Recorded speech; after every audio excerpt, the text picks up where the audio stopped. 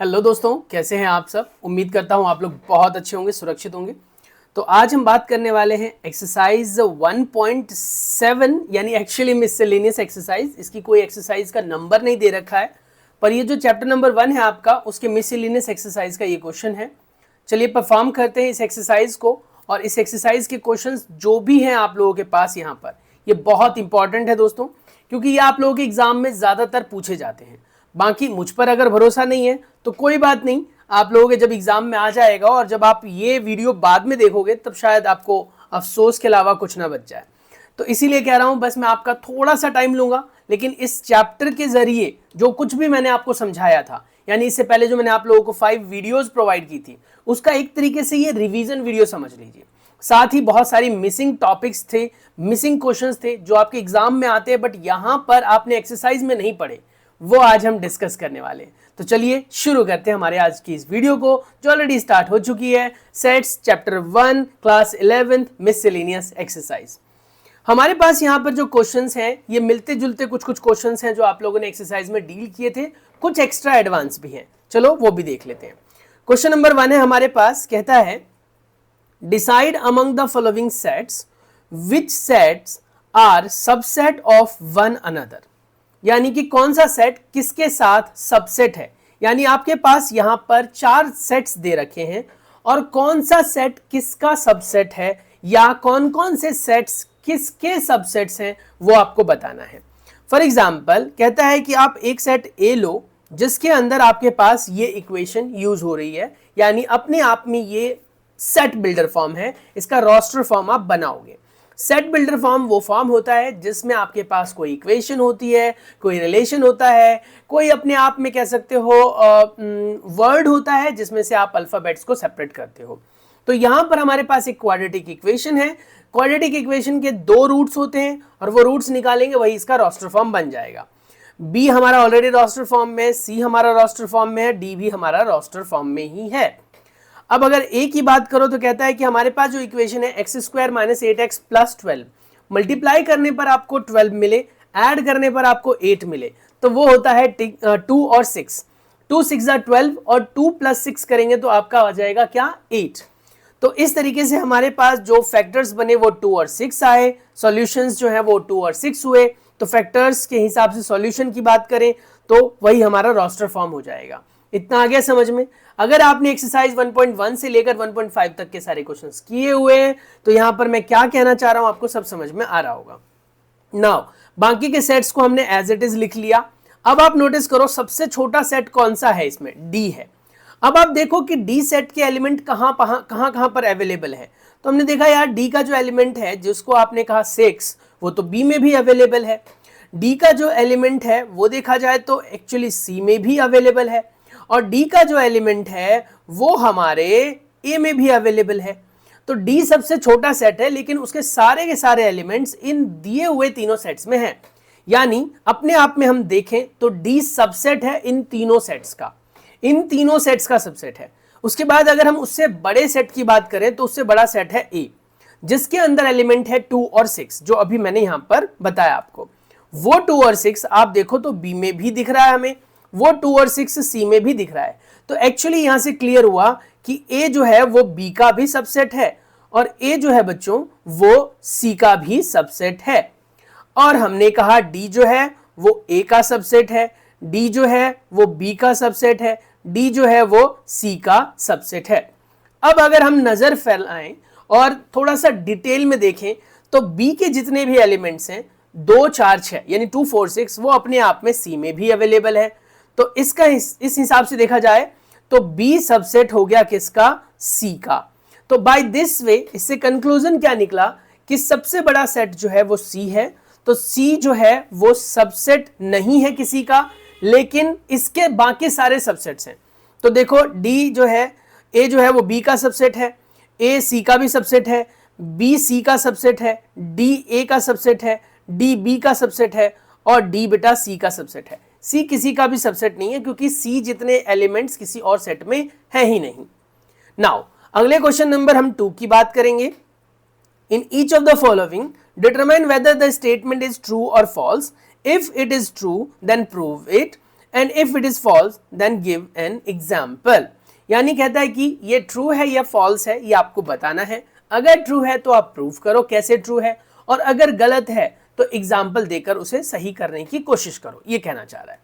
वो कहता है क्या, फर्स्ट पार्ट में, अगर x जो है एक एलिमेंट है या एक रिलेशन हो सकता है या फिर ग्रुप ऑफ एलिमेंट भी हो सकते हैं, वो अगर a से बिलोंग कर रहा है, a अगर b से बिलोंग कर रहा है तो x जो है वो b से बिलोंग करेगा। ये बहुत ट्विस्टिंग क्वेश्चन है, अगर आप देखो तो बहुत ट्विस्टिंग क्वेश्चन है, इंपॉर्टेंट भी कह सकते हो थोड़ा सा इसको, और थोड़ा ट्विस्टिंग भी है। कहता है क्या कि हमारा जो x है ना, x कोई भी एलिमेंट है जो सेट A से बिलोंग करता है। अब हमें तो नहीं पता सेट A के एलिमेंट कौन कौन से हैं, तो हो सकता है किसी सेट के अंदर ऐसा भी एलिमेंट दे रखा हो जो ऑलरेडी पैरेंथेसिस में हो, ऑलरेडी ब्रैकेट में हो। अब कहता है क्या, A जो है वो B से बिलोंग करता है, यानी A बिलोंग कर रहा है B से, तो इसका मतलब A के सारे एलिमेंट्स जो हैं वो B में है। तो कहता है क्या, इस हिसाब से X भी B से बिलोंग करेगा, जबकि ये जरूरी नहीं है, ये फॉल्स स्टेटमेंट है। देखो क्या लिख रहा है, फॉल्स। कहोगे कैसे? मान लो हमने एक सेट दिया A, वो है 1 2, इसमें कोई भी पैरेंथेसिस हमने यूज नहीं किया है, ध्यान से सुनना, कोई भी पैरेंथेसिस हमने यूज नहीं किया। A सेट के जितने भी एलिमेंट्स हैं वो एक ब्रैकेट में यूज कर रखा है, यानी उसके दो एलिमेंट है 1 और 2। फिर हमने कहा क्योंकि A का जो एलिमेंट है वो B में है, A का एलिमेंट B में है, बिलोंग्स टू का मतलब क्या होता है, उसका एलिमेंट B में है। तो अगर B में है तो इसका मतलब B एक ऐसा सेट होगा जिसके अंदर पूरा का पूरा आपको A दिखाई देगा। तो वो हमने देखा 1 और 2 इन द ब्रैकेट यानी पैरेंथेसिस में। पर अगर आप नोटिस करो तो यहां पर अगर मान लो हम कहते हैं x1 भी हो सकता है, x2 भी हो सकता है ना, तो देखो हमारा जो x है वो 1 से तो यहां पर बिलोंग कर रहा है, बट इसका जो 2 है, जो यहां पर 2 है, वो इस सेट के अंदर है ही नहीं कहीं। अब आप कहोगे सर दिख तो रहा है 2, ये 2 बेटा अलग नहीं है, ये ब्रैकेट के अंदर है, तो इस 1 और 2 को एक यूनिट कंसीडर करेंगे। अगर हम इसमें गलती से कॉमा लगाकर 2 ऐड कर देते तो फिर ये हमारा ट्रू स्टेटमेंट हो जाता। फिर आपके दिमाग में चल रहा होगा सर ट्रू या फॉल्स स्टेटमेंट, तो फिर हमारे ऊपर डिपेंड करता है। बेटा ट्रू और फॉल्स स्टेटमेंट कभी भी किसी क्वेश्चन का इस बात पर डिपेंड करता है कि क्या वो यूनिवर्सल ट्रू है, क्या हर कंडीशन पे ट्रू बैठेगा। तो ये बेटा इस कंडीशन पे नहीं बैठ रहा, तो एक भी अगर गलत कंडीशन आ गई तो फिर उसे ट्रू कंसीडर नहीं करते हैं। ऐसे ही कहता है, अगर आप देखो एक्सप्लेनेशन पार्ट में यहां पर भी जो मैंने बताया कि 2 हमारा 1 2 में बिलोंग कर रहा है ना, और 1 2 हमारा जो है वो इसमें बिलोंग कर रहा है, तो A बिलोंग B से तो है, लेकिन अगर हम कहें कि 2 बिलोंग कर रहा है हमारे B सेट से, वो नहीं है। 1 तो है लेकिन 2 नहीं है। ऐसे कहता है नेक्स्ट वाले का भी कह रहा है जी फॉल्स होगा, ठीक है। अब नेक्स्ट वाले में स्टेटमेंट क्या थी, कहता है A सबसेट है B का, यानी A के सारे एलिमेंट B में है, और B बिलोंग कर रहा है C से, यानी B के जो एलिमेंट्स हैं वो C में हैं। तो बोलता है कि A के भी सारे एलिमेंट C में होंगे, ये भी सही बात नहीं है। कहता है कैसे, तो मान लो A हमारा 2 है और B हमारा 0 2 है। अब क्योंकि C है तो C के अंदर 1 0 2 और 3 है, यानी वो साफ बोल रहा है ना कि B बिलोंग कर रहा है C से। B बिलोंग कर रहा है C से मतलब कि C के अंदर पूरा का पूरा B सेट आपके पास है, देख लिया हमने। और क्योंकि ये सबसेट है तो इसका एलिमेंट यहां पर है। सबसेट में बेटा हम क्या करते हैं, ब्रैकेट्स लगाते हैं। बिलोंग्स टू में ब्रैकेट नहीं इन्वॉल्व किया जाता। अगर बिलोंग्स टू में ब्रैकेट इन्वॉल्व किया गया है तो एज इट इज पूरा का पूरा वो दूसरे सेट में दिखना चाहिए। जैसे अगर आप देखो यहां पर 1 2, तो इसमें पूरा का पूरा दिख रहा है, ये 2 दिख रहा है आपको, लेकिन इसमें वो 2 जो है वो सेपरेट नहीं है, इसमें वो 2 सेपरेट नहीं है, just like a previous question. तो ये भी जरूरी नहीं है। ऐसे ही कहता है अगला, A सबसेट है B का, B सबसेट है C का, तो A सबसेट होगा C का। बिल्कुल ये बात तो सही है, ये बात तो सही है। देखो ये लिखा A सबसेट है अगर B का, यानी कोई भी एलिमेंट आप ले लो जिसका सबसेट बना लो, और B सबसेट है C का। तो अभी हमने एक फर्स्ट क्वेश्चन ही परफॉर्म किया था, तो मैंने कहा अगर मैंने कहा D सबसेट है A का, है ना, और A सबसेट है B का। मान लो मैंने कहा D सबसेट है A का और A सबसेट है B का, तो अभी हमने क्या प्रूव किया कि D सबसेट होगा ना B का, तो वो यहाँ पर लिखा भी हुआ है डी सबसेट होगा बी का। तो सबसेट वाले केस में तो काम करता है, बिलोंग्स टू वाले केस में आपको थोड़ा सा ज्यादा ध्यान देने की जरूरत होती है। सबसेट वाला चल जाता है बिलोंग्स टू वाले में, तो सबसेट वाले में ट्रू हो जाता है, बिलोंग्स टू वाले में नहीं होता।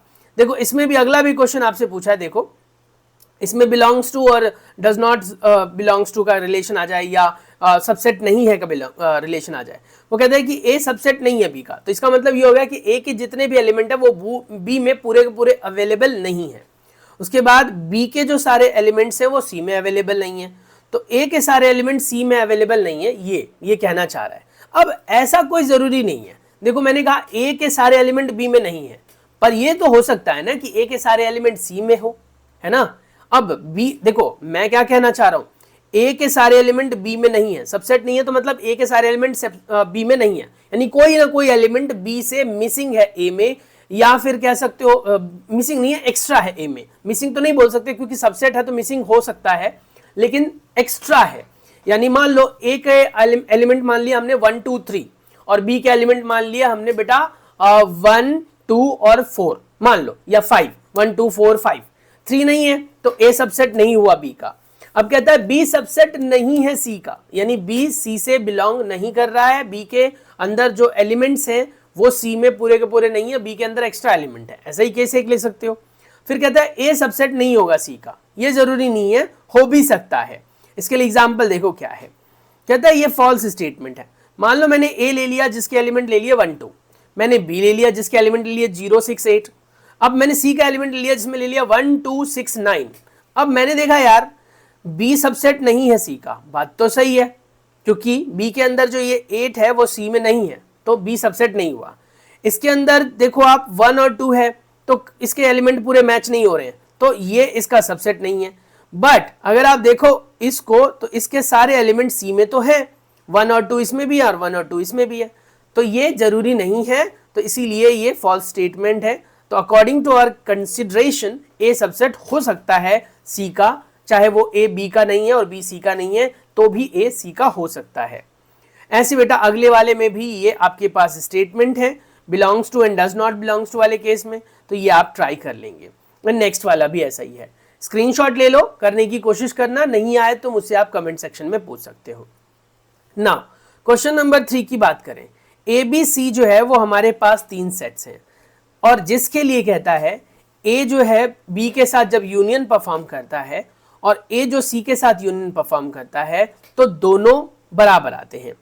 ए और बी का जो इंटरसेक्शन है और ए और सी का जो इंटरसेक्शन है वो भी बराबर आते हैं, तो इसका मतलब हो गया कि बी और सी बराबर ही होंगे क्योंकि यूनियन भी बराबर आ रहा है, इंटरसेक्शन भी बराबर आ रहा है, तो कहीं ना कहीं बी और सी जो है वो आपस में इक्वल सेट्स हैं, ये प्रूव करना है। कहता है मान लेते हैं हमारे पास जो 3 सेट्स हैं उनके कंडीशन के हिसाब से हमें शो करना है बी और सी को इक्वल। हमने एक एलिमेंट एक्स कंसीडर किया जो कि बी से बिलोंग करता है, क्या बी से, ठीक है। तो अब ध्यान से देखना, अगर हमने x को b से बिलोंग कराया, मान लो x b से बिलोंग कर रहा है, तो बेटा a यूनियन b से भी बिलोंग करेगा क्योंकि a यूनियन b में पूरा का पूरा b तो यूज होगा ही ना। ध्यान से सुनो मैं जो बोल रहा हूं, मैंने कहा एक एलिमेंट x है या एलिमेंट्स का ग्रुप है जो मैंने b से बिलोंग कराकर कंसीडर किया है, लेट किया है। अगर बेटा वो b से बिलोंग कर रहा है और a यूनियन b हम निकाल रहे हैं और उसका रिजल्ट हमें जो है क्या दे रहा था, ए यूनियन सी के इक्वल दे रहा था, तो कहीं ना कहीं ए यूनियन बी के अंदर, यूनियन में हमने क्या पढ़ा था, अगर याद हो आपको तो यूनियन में हमने क्या पढ़ा था, हमने पढ़ा था यूनियन का मतलब होता है बेटा कॉमन प्लस नॉन कॉमन, दोनों होते हैं, है ना, कॉमन और नॉन कॉमन दोनों होते हैं। तो बेटा यहां पर हमारे पास बी के अंदर के एलिमेंट ए यूनियन बी से भी बिलोंग करेंगे क्योंकि बी जो है कहीं ना कहीं ए यूनियन बी का सबसेट है, वो तो होगा ही ना।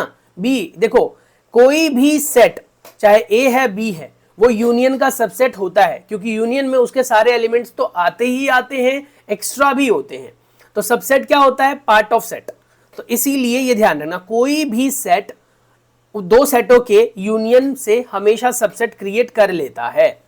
नेक्स्ट कहता है कि अब हम x का a यूनियन c के बराबर भी लिख सकते हैं क्योंकि जब a union b a union c के बराबर है और मैंने कहा x हमारा b से बिलोंग करता है तो x जो है वो a यूनियन b से भी बिलोंग करेगा, तो इसका मतलब ए यूनियन बी अगर बराबर है तो ए यूनियन सी की जगह ए यूनियन बी लिखा जा सकता है या ए यूनियन बी की जगह ए यूनियन सी लिखा जा सकता है। इतना आ गया समझ में। अब ये केस 1 था जिसको हमने किया। अब ऐसे ही फिर दूसरा लिया हमने इंटरसेक्शन वाला पार्ट। इंटरसेक्शन वाले पार्ट में आपको पता होना चाहिए कि अगर कोई एलिमेंट ए इंटरसेक्शन सी से बिलोंग कर रहा है तो कहीं ना कहीं ए और सी में वो कॉमन है, तो वो दोनों से होंगे बिलोंग्स। ए से भी बिलोंग करेगा क्योंकि कॉमन का मतलब क्या होता है, दैट बिलोंग्स टू बोथ। तो ये है, ऐसे यहां पर भी हो गया।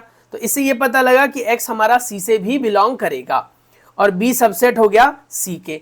तो अगर b सबसेट है c का और b कहीं ना कहीं आप कह सकते हो सारे एलिमेंट बिलोंग करता है c के साथ, तो दोनों आपस में क्या हो गए, बराबर हो गए। थोड़ा सा थियोरेटिकल पार्ट है, समझने की कोशिश करो, आ जाएगा। नेक्स्ट आता है आपके पास बेटा, show that the following 4 conditions are equivalent. वो कह रहा है क्या, इक्विवेलेंट कंडीशन है। इक्विवेलेंट का मतलब इन सब का जो रिजल्ट है वो इक्विवेलेंट आएगा, ठीक है। तो कह रहा है ए सबसेट है बी का, ठीक है, और a माइनस बी फाई आ रहा है, a यूनियन b का रिजल्ट b आ रहा है, a इंटरसेक्शन b का रिजल्ट a आ रहा है, यानी a और b के बीच में जो कॉमन है वो a है और a यूनियन b के बीच में जो कॉमन है नॉन कॉमन है वो b है। इससे साफ पता लगता है, इसको अगर आप ऑब्जर्व करो तो इससे साफ पता लगता है बेटा कि अगर a यूनियन b का रिजल्ट b आ रहा है, यानी कॉमन एंड नॉन कॉमन दोनों b आ रहा है, यानी a वाला आप सारा का सारा इंक्लूड कर पा रहे हो b में, तो a सबसेट हो गया b का इससे, है ना। a इंटरसेक्शन b का रिजल्ट अगर a आ रहा है तो इसका मतलब ये पता लग गया कि a एक छोटा सेट है। a माइनस b जो है वो फाई आ रहा है, इसका मतलब ये हो गया कि a के सारे एलिमेंट b में थे और a और b में जब माइनस हुआ तो सब कट गया, a में कुछ नहीं बचा तो फाई आ गया और a सबसेट है b का। तो यही तो चीज बार बार बोल रहा हूं कि ये सारी कंडीशन सेम है, सारी कंडीशन एक ही जगह आ जाती है कि a सबसेट है b का। तो अगर a सबसेट b का हुआ तो a में से b को माइनस करेंगे तो फाई आएगा। एलिमेंट लेकर समझ लो यार, मैंने कहा a के एलिमेंट ले लो 1 2, ठीक है, और b क्योंकि a b का सबसेट है तो इसके अंदर एलिमेंट मैंने ले लिए 1 2 3 और 4। मैंने कहा कि क्या a हमारा सबसेट है b का, आपने कहा जी यस, आपने कंडीशन ही यही ली है, हाँ यस है ऑब्वियसली। अब मैंने कहा a में से b को माइनस करो बेटा, तो आपने कहा जी a में से b माइनस कैसे होगा, तो जो कॉमन वाले होते हैं वो कट जाते हैं और जो बचे होते हैं वो पहले सेट में से लिखे जाते हैं। तो बचा ही नहीं कुछ भी, सब कट गया, a में से तो कुछ नहीं बचा तो फाई आ गया। ये कंडीशन भी वही बताना चाह रहा है आपको। a यूनियन b अगर निकालूं तो उसका आंसर आएगा 1 2 3 4 और ये देखा जाए तो अपने आप में b ही है, वही यहां कह रहा है। a इंटरसेक्शन b निकालूं तो कॉमन ओनली आता है जो कि आ जाएगा 1 और 2 और देखा जाए तो अपने आप में ये a है, वही यहां बोल रहा है।